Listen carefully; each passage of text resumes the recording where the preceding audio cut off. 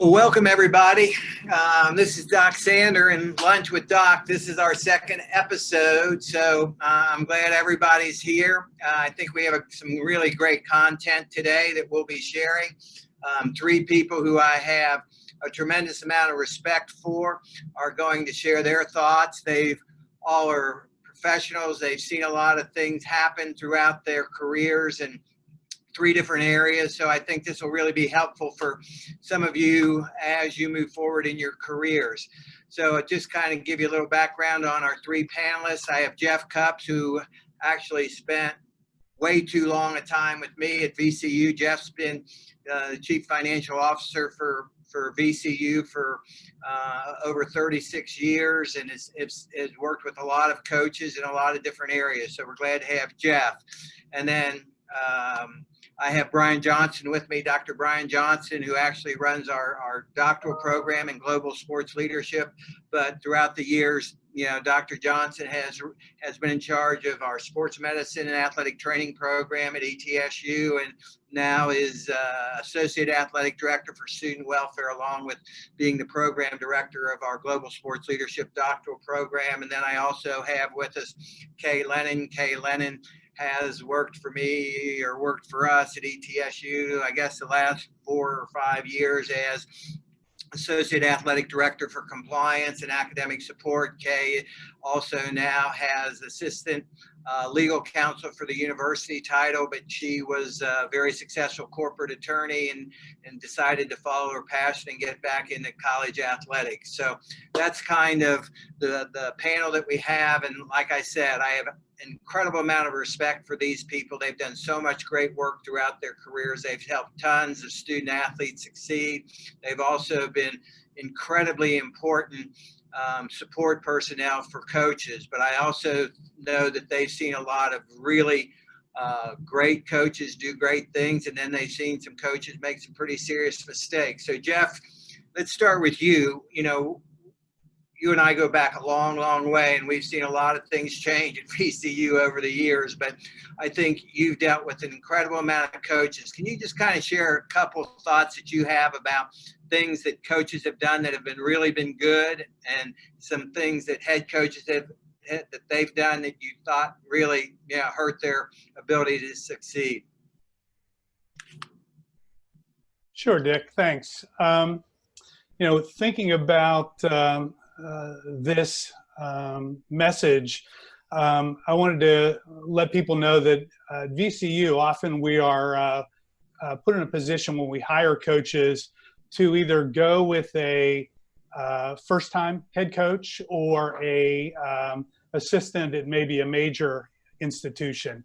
When we go with those coaches that without head coaching experience, I think something that we really try to focus on and assist them with is delegating of responsibilities, putting together a good staff, but then holding people accountable and delegating responsibilities so that we feel comfortable that they are going to be supported. Because once you're a head coach, they need to understand that everything can't be done by that one person. They really have to depend on a staff, a good staff firing on all cylinders. The other thing that I think that is really important that I've seen with good coaches is they are able to convey a real interest in the well-being of their athletes. And that is on the field, off the field, while they're student athletes, and then after they've left the program. I think in the short term, that doesn't really maybe impact as quickly, but I think in the long haul it does. Dr. Sander and I for 30 some years have talked about, kids these days are different than they used to be. But, I think the last few years, it's really, I think, become more apparent with the immediate transfer ability, the graduate transfers. I think student athletes want to be involved in programs that respect their contribution and they feel like their well-being is taken care of. So I think that's important. Problem areas, well, should I take a break here? Yeah, go ahead. Okay, very good. Problem areas. What I've seen a few times is a lack of core principles. The head coach may be jumping from one answer to another, and that may be in the form of hiring staff or recruiting, where they're recruiting, the type of athlete they're recruiting, or maybe their training methods too. I think it's important, and what I've seen with successful coaches is they are faithful to those core principles. And while they're going to change over time as the program evolves, they do have those core principles that they try to stay faithful to. And then the other thing that I think concerns me is when we have a coach that keeps their circle very close. There's a little too much secrecy. There's not a lot of sharing with administration as to what their needs are, what their goals are. We're all working together. Hopefully we're all working together to be successful. And so reaching out when necessary and asking for advice, asking for help, checking with other coaches, building those relationships, because at an institution, a lot of coaches have those same needs, whether it's how they recruit or, facilities, what have you. I think it's important for them to be able to share. That secrecy, I think, is a detriment to that. Well, I think that's a great point. As I think we've all seen, and I'll ask Brian about this, we've seen coaches who in some ways are paranoid. So Brian, I know you've worked with tons of coaches, and as an athletic trainer, I think you have a unique perspective, and you see both. You have a great ability to relate not only to the coaches, but also to the student athletes. So can you talk a little bit about kind of, what you've seen in that regard? Sure. And again, thank you very much for having me on. But I did want to go and follow up a little bit more with what Jeff was saying. The secrecy component is very real, and it really relies. It's a two-way street, but it's so much the responsibility of the administrator to let that coach know that we are on the same team, and building that relationship and that rapport, I think, is so important from an administrative level to allow that coach to be successful. So I thought that was a great point, and just wanted to kind of throw that in. But in sports medicine, we see athletes at their worst and we see athletes at their best. We see coaches at their worst. We see coaches at their best. And so there's a lot of things you remember, those highs and those lows. I think from a communication standpoint, just like it's that administrator's responsibility to let that coach know that, hey, we're on the same team.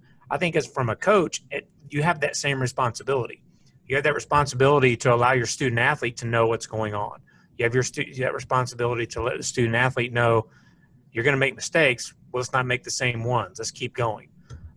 There are a lot of coaches who will read a book or watch a video, and they try to model what they're doing over what they've just read because it's the newest thing. Well, whatever that individual, maybe they read Tony Dungy's book, maybe they are following Coach K, maybe they're, whoever, Pat Casey, whoever. That's not that coach's personality, and it's not that coach's style, and everyone can see that it's fake. And I think coaches underestimate the ability of student athletes to see that. And so when I think about the great coaches that I've worked with, they were very real to themselves. They were very comfortable with who they were, and they were very comfortable in expressing their way as opposed to trying to go some other route. Yeah, those are great points, Brian. And I guess, Kay, you working in academic support and even more so in compliance, you see coaches at a lot of times where I guess, they're in somewhat of a stressful situation. They're working hard to try to get, their particular student athlete eligible, whether it be a compliance issue or an academic issue. And I know you sometimes have to be an intermediary between the coach and, the university, whether it be the registrar, the admissions office, whatever. So, how do you deal with that, and how do you want the coaches to handle those kind of situations? So I think it's really important for coaches to remember that every action has a consequence. And a lot of time in athletics, for those of us who are former athletes or, have been in the business for a long time, we're very much used to it's this game, it's this win, it's this loss, we move on. And you take what you can from it, but you have a short memory. It doesn't work that way when you're working at the university level. So if you treat someone poorly, whether it's on the athletic side or it's on the institutional side of the house, or you get quoted in a newspaper being less than supportive, people have long memories. And so it's very important when you become a head coach to be aware of what you're saying and whether or not what your words are conveying what you mean. And the best coaches I've seen, to echo what Brian said, is they're very comfortable with themselves, but they're also very reflective. So if they lose their cool or they make a bad call when dealing with an administrator, whether that's compliance, academics, or someone across campus, they'll swallow their pride and they'll call you the next day. And they'll say, hey, look, I'm sorry. I didn't mean to blow up on you. I was passionate in the moment.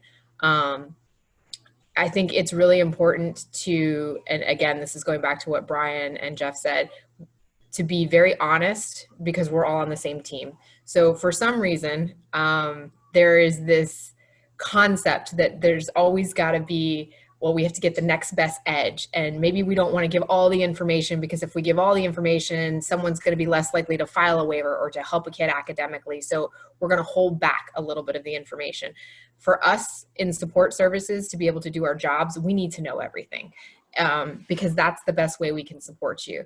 And I think when you're approaching, whether it's compliance, academics, or institutional units, coming at it from the perspective of, thank you for your help. Here's what I'm trying to accomplish. And then listen to the advice you get and ask follow-up questions, because we may not be able to give you what you want to do as option A, but we may be able to get you to option B and option C if you'll take the time to talk it through with us. Those are great words, Kay. Jeff, coming back to you, dealing with budget, I think a lot of times that's an area that is very challenging just from the standpoint, as we all know, particularly at our level at mid-majors, you have limited resources. So can you talk a little bit about, coaches and your thoughts on how they really need, they control their budget to some degree and how they should work with the administration to allocate those resources in the best way possible? Yeah, I have, two views on that. One is more of a macro view, and that is, sitting in the chair that decisions get made regarding finances across the program, across the department. We're looking to invest. We're going to invest in where we believe we're going to get the most bang for our buck. And so if a coach is able to sell their vision as to how resources can make a difference in their program, take them to the next level, or help them meet their goals, well, that's going to go a long way, a lot farther than, hey, I need this for, I don't know, somebody else is doing it, so now I need to do it too, whether that's technology or apparel or you name it, the way they travel. And then the other thought is more focused on an individual program, and that is everything can't be a priority. I think the unit head, in this case the head coach, needs to be able to consider what is most important for the success of the program. And again, whether that is the way they're scheduling, who they're scheduling at a conference, or how they're traveling, or how they're feeding their team, or the apparel that they're wearing. I think there needs to be a priority done within that program so that it can be then shared with the sport administrator and the finance office and the department's administration. Yeah, I know, when we were at VCU together, that was one of the things, we wanted the coaches to show us how the department, how the university were going to benefit from the decisions that were used to, allocate resources into their particular program. And then when we did, if that came to reality, we were much more willing to invest more and more. So I think that's really, an important piece of it. And like you said, everything can't be number one priority. You have to be able to go through and say, okay, I got to figure this out. There's not unlimited resources here. So I really need to kind of have this, this priority list ready and really be able to, communicate that. So I think those are really great points. But jumping over to Brian, one of the things I think I've always found out, Brian, is to have the athletic training staff can be so valuable, not only from, the healthcare piece of it, but really because athletes are very willing to share their thoughts and ideas with athletic training staffs. They can really kind of have a temperature for what's going on with that program. Can you talk a little bit about that for the benefit of, folks who are going to be new head coaches? Sure. And it's funny, it really dovetails right into Jeff's comment about budget, because I want to phrase this the right way, the successful teams that I've been around, successful coaches, not necessarily the ones that won the most, but the coaches who had more investment, their players were more bought in, they were more bought into the program. They may not have won every game, but it was much more smooth. We're worried about things that help them win. And too often I have worked with teams and coaches in particular who were worried about things that they believe to be very important, like the walkout song or promotions or how many students we were trying to recruit to come to games. And they were so disconnected to what the actual student athletes felt was important. The student athletes were wanting more practice time. They wanted to be able to hit in the cage. They wanted more court time. They wanted other things.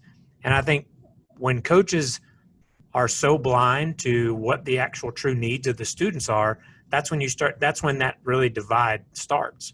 And so once that starts, it's very hard to connect. And I know just personally have kind of been in the middle of that tug of war, and it's never been something that's resolved, and maybe that's my fault for not being able to figure it out. But typically those two groups kind of go in opposite directions. And, I think new coaches coming in, one of the best pieces of advice I could give them is all of those frilly things that you see, the walkout songs, all the fringe, all the hoopla that goes around, that's not going to help you win. We had a student in the program who was a head coach, and she was convinced that having big crowds helped her win. And so I encouraged her to do an analysis in a analytics class on attendance versus winning. And she figured it out on her own, that whether anybody was there, if no one was there and they played well, they won.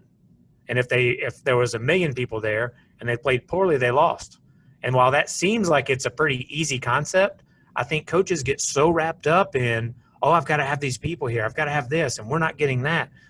They're so worried with what other people have that they lose sight of what the students' needs are, what the athletes' needs are. And many of you on the panel today, or many of you in listening, you were student athletes. And I'm sure if you thought back, there were a lot of things that you questioned. If we don't have enough money to buy this for breakfast, why are we spending money on that?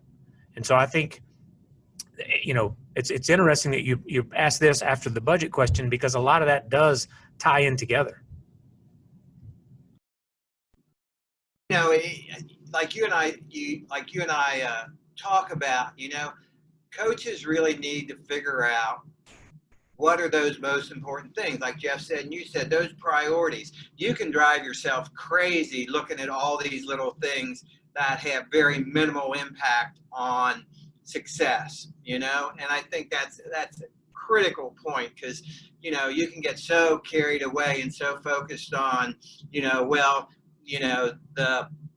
the promotional poster wasn't the way I wanted it to be, or like you said, the song that they play when we come out, I don't like it, or whatever. Those are things, like you said, they're not going to really help you win. Those are the minutia things that you really don't need to deal with. You're going to be the CEO. The CEO is not really worried about the songs played. So I think that's really, really a great point. So Kay, jumping to you here pretty quick. I guess you've seen coaches who really deal with things that aren't very important. Can you share your thoughts on that a little bit?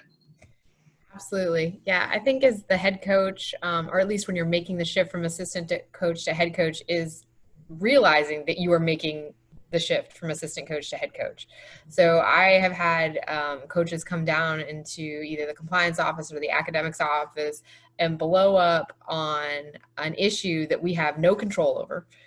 So say it's a rule that the NCAA has passed, and it's a rule, that's what it is. And I tend to be one of those individuals that will try to find as many ways as possible to operate in the gray within a rule, but I'm not the one who passed the rule. So if you come down to my office and you blow up for 30 minutes, what exactly have you achieved? So you're focused on these things that don't necessarily help move your program forward, as Jeff and Brian said. And so I think as you approach things with your academics, your compliance staff, or any staff that's there to support you, it's really important to take a step back and say, okay, I'm going to go down and I'm going to ask these questions. Why is this important? Am I just mad because I don't like the rule? Or am I trying to move my program forward, as Brian said, and get an answer because I'm trying to find something unique, or I'm trying to find a new angle? So for example, if you have a transfer and you're trying to get the transfer eligible, coming down and, railing for a certain amount of time on how an institution transfers in credits or transfers in a GPA does not accomplish anything. But if you come down and say, will you take a look at this transcript and let me know where we're short, what ideas do you have, what suggestions you have, that completely shifts the conversation. It's more productive for you. You're not wasting that person's time that you're seeking their help, and you're not wasting your own time. Jeff, one of the best coaches, if not the best coach, I've ever been around, and I know you've been around him a lot, is Paul Costin, our tennis coach at VCU. And why don't you share with people some of Coach Costin's thoughts on things like gear and new shoes, things like that? Yeah, I think he had a sponsorship with Shoe Goo because he really didn't care at all about apparel and the dozens of pairs of shoes. And that was during the period where he was regularly advancing in the NCAA tournament. The one year he was very proud they got to the championship match for men's tennis. And I think his guys were wearing T-shirts when their opponents came out, fully dressed. But Paul would also, talking about how good Paul was, something he really focused on in addition to just what was going to make them better was those relationships again. He came, most coaches for men's tennis, I assume, wanted to recruit guys that wanted to be professional tennis players when they were done. Paul really didn't move that way. He said, I want guys that are going to be successful in life. I want them to come here, work hard academically. We're going to be good athletically. And I'm not going to overwork them. They're not going to overtrain, but they're going to take care of themselves and be responsible for themselves. And that was a core principle he had, and it worked for him for 30 plus years. The other thing that he really was good at was building relationships with former teammates when he was in college, people at home in Sweden, former players that he coached. He brought us a guy, probably about 5 years ago, that he had been a teammate. His dad had been a teammate at Arkansas. So he built relationships and ran a program that was done the right way. And again, it wasn't traditional, but it worked for him and it worked for our culture here at VCU. Well, and I think the one thing that Paul really did, like you kind of shared, is he knew what was really important. He really didn't care. He drives some of our donors crazy because the guys that come out and, they'd have ripped T-shirts playing in there. I'll never forget. We had the #1 player in the country, a young man named Daniel Anderson, and he was playing in the National Championship against a kid from Sanford. They play the first set, and I think Daniel wins, and at the changeover, Daniel goes to his bag to change his shirt, and he takes off his shirt and he puts a T-shirt on it, and it's all ripped down the back of it. You know what I mean? I said, this is perfect. This is Paul Costin. This is VCU tennis. Daniel goes on to win, the indoor national championship, but it just brought in so much focus. Coach Costin understood those things that were important, and he focuses on those, not things that really didn't impact their ability to win. So that's a great point you bring up. But Brian, a couple things, how do you communicate to a coach maybe that things aren't exactly going the way they should be? And you've heard some of the players and say some things. Can you kind of Sure. share? I know you've done that on more than one occasion. So I think it starts with just having a good relationship. You've got to have a good working relationship with that coach, and once you have that, you're able to have those hard conversations because they trust you. Too often, I think people come really aggressive and very hard. I think young athletic trainers and some who have been around a long time, they make their jobs very difficult by, I guess, dictating what happens as opposed to going in and talking through injury scenarios. For example, if someone comes in and says, so-and-so's out, well, most coaches are going to say, well, could they do this? And as soon as they offer up an option that, well, sure, they can do that, now you're starting to lose credibility in what you say. And so I think athletic trainers don't do themselves a lot of they're not helping their cause by the way that they approach things.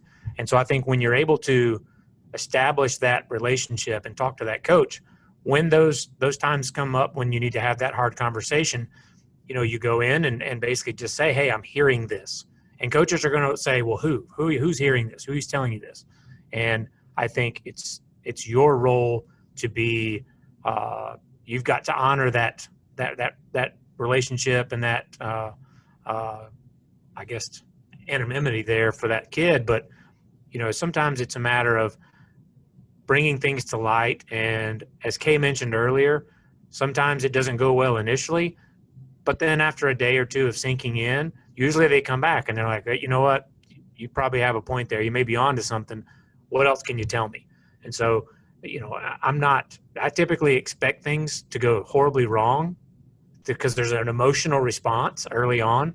And then usually after a couple of days, things are okay. But again, you have to have that relationship on the front end.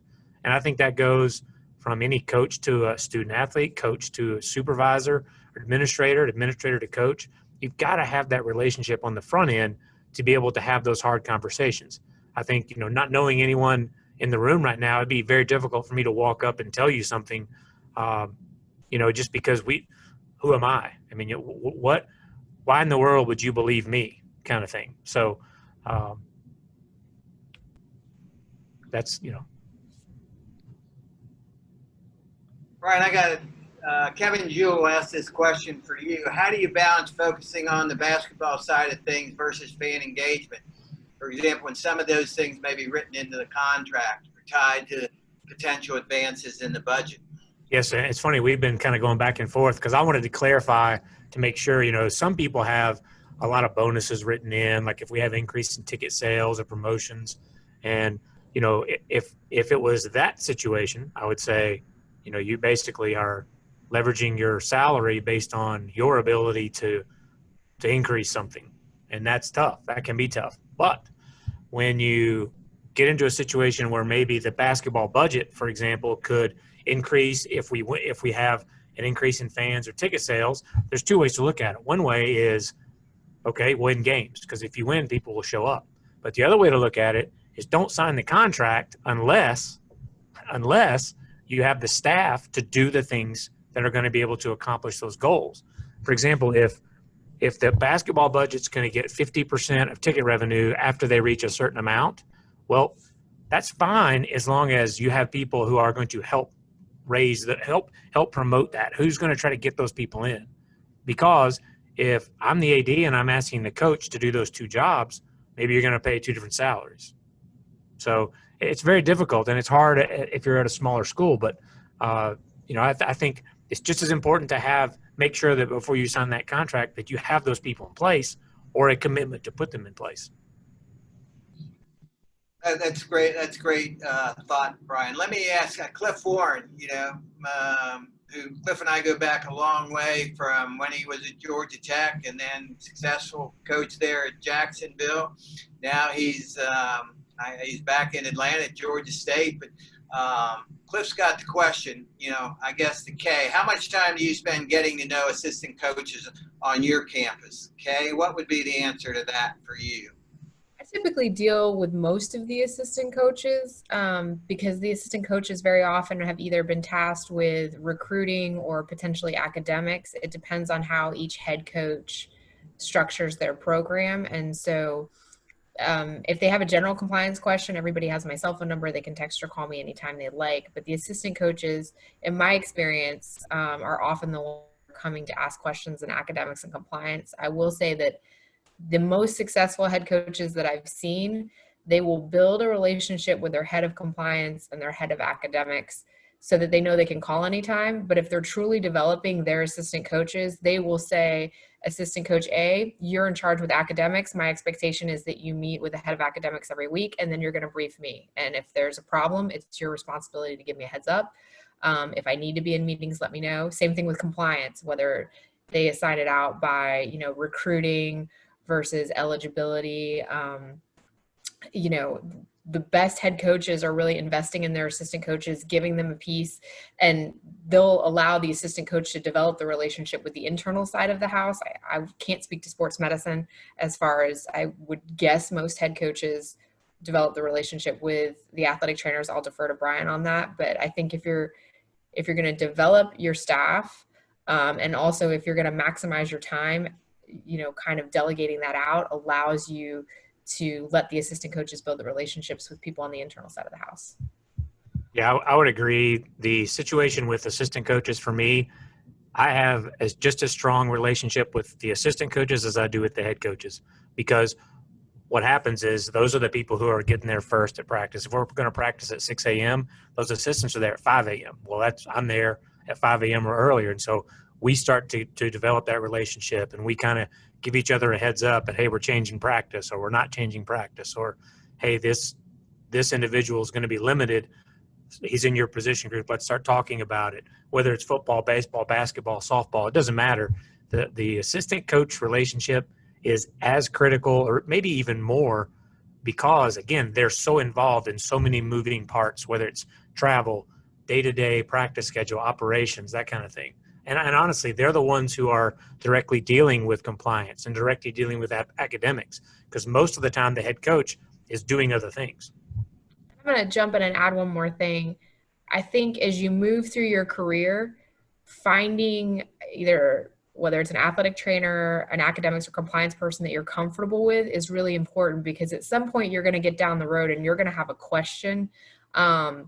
Or just like there are coaches that are phenomenal and there are coaches that struggle in their relationships, you're going to end up with internal individuals that are phenomenal in their job or that you struggle with. And being able to call someone that you established a relationship with at a previous institution. I have former coaches that call me all the time and say, hey, what do you think about this? Am I going to look stupid if I ask this question? And I'll say, no, absolutely. I would ask that question, or go, coach, you probably ought to know the answer to that by now. You've been doing this for 20 years. So I think it's important to build those relationships too, just as you move forward in your career. And also at some point when you go to get hired, you never know where, the athletic trainer or the compliance, the CFO lands, and that person may be your reference down the road when you're applying for a job. Yeah, I think one of the things that, kind of goes back to what we said earlier, that bunker mentality, if you're trying to hold everything in so close to you and you don't want to share anything, your assistant coaches are going to be in that same situation.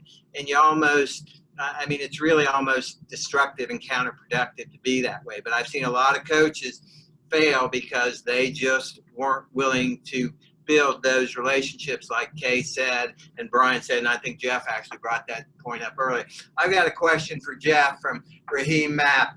Jeff, in your experience, what are some valuable opportunities or program initiatives that you've seen be most successful in developing the success of their student athletes once they leave the program? Yeah, I think I'm going to go two different ways on this. You know, if the goal for the athlete that is leaving the program is to get a professional, job in whether that's soccer, basketball, baseball, really, I think the coaches can play a big role in helping them with that. And so I would encourage coaches to build relationships with scouts, with other coaches, with agents that at the appropriate time then they can assist their athlete in building that next job that they're looking for. Moving the other way, if that next job that they're looking for is outside of athletics, then, or outside of actually competing in athletics, then, I think the coaches would want to be working with, whether it's their life skills people on campus or their career counseling people on campus, to see what opportunities they may be able to uncover that they can then cooperate with those areas to assist their former athletes. I think another area that you may want to speak with is your multimedia people. Are those people out there that are selling sponsorships and are communicating, interacting with your donors and your sponsors in the community? Do they have interest in hiring former athletes? We've been successful in placing a lot of our former athletes in those entry-level jobs. So that shouldn't be left to other areas of the institution or the department exclusively. You as a coach, I think, can really help with that. Great point. Okay, we're running out of time, so don't want to keep everybody too long, but I'm going to ask each of our panelists. Kay, give us one takeaway that you can kind of share from, this discussion, but one takeaway for, our audience. We all make mistakes in our jobs, whether we're administrators or we're coaches. I think one of the most important things you can take away is your ability to self-reflect, realize you made a mistake, own it, learn from it, and try not to make the same mistake a second time. It's just like the X's and O's. When you get out there to compete, you try not to make the same mistake when you get out there and strategize how you can do it differently. If you do that in your approach to the relationships you have and your student athletes, that's going to go a long way. Thanks, Kay. Jeff, how about you? One takeaway. Yeah, I'd like to weigh in real quick on that question that John had earlier about getting to know assistant coaches. I would urge assistant coaches to make a habit of stopping by, getting to know people in administration in the department. Those administrators are fairly busy. They typically deal with head coaches, but if your goal is to be in that head coaching position someday, I think making a positive impression on administrators and anybody else out there that might someday down the road be able to help you in a job search, I'd urge you strongly to do that.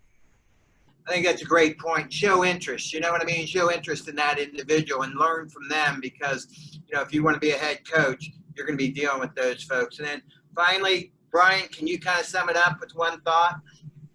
Be yourself. It's hard enough to run a program. It's hard enough to try to, you put your livelihood on the line for a bunch of 18 to 22-year-old kids. So, you don't have time and you don't have energy to invest in being someone you're not. Be you. You know, the person that hired you for who you are, not because of who you want to pretend to be. Great points. Great points. Well, you know, we're going to shut this down, but, you know, we'll be back in 2 weeks. And I really appreciate, you know, Brian and Kay and Jeff. These are people who have seen a lot. I mean, they're great resources. I'm sure if you have ideas or thoughts for them, you know, reach out to them. But I have the utmost respect for these folks because they do it for the right reason. They care about the student athletes. They care about the programs. They really, really genuinely try to help every head coach and every assistant coach be as successful as they can. And so as you move forward in your career, build those bonds, build those relationships, because there's a lot of good people out there. So, like I said, you know, I think this has been a great 40 minutes, and I appreciate these folks a lot. So thanks. I hope you enjoyed it. If you have any thoughts or comments, we're going to continue in 2 weeks, do another one of these. It may be more basketball focused than the first two. And one of the things we're doing in the future, I'm going to do a podcast with Coach Mike Smith, former NFL Atlanta Falcons head coach and 3-time NFL Coach of the Year. So when we get that going, we'll let you know about that too. So once again, thanks, Brian. Thanks, Kay. Thanks, Jeff. See y'all in 2 weeks.